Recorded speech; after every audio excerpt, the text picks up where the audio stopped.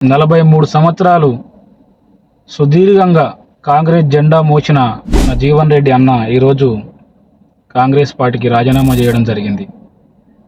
మరి కాంగ్రెస్ పార్టీకి వాళ్ళు పెద్దలు ఆయనకు మర్యాద ఇవ్వలేదని, ఆయనని గింజపరిచే విధంగా మాట్లాడుతుర్రని చెప్పి ఆయన లోపల పెట్టుకొని రాజీనామా చేసినాక ఇవన్నీ బయటకు చెప్పడం జరుగుతుంది.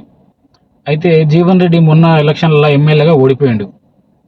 ఓడిపోగానే ఎమ్మెల్యే సంవత్సరం తిరగంగానే ఎమ్మెల్సీ ఇచ్చిర్రు. మరి ఈడ మోసం జరిగిందన్న, నీకు ఎమ్మెల్యే ఓడిపోయిన పక్కకుండు, నీకు ఎందుకు ఇవన్నీ అని చెప్పి అన్నారా? ఎవరన్నా? ఎవరు అనలే కదా.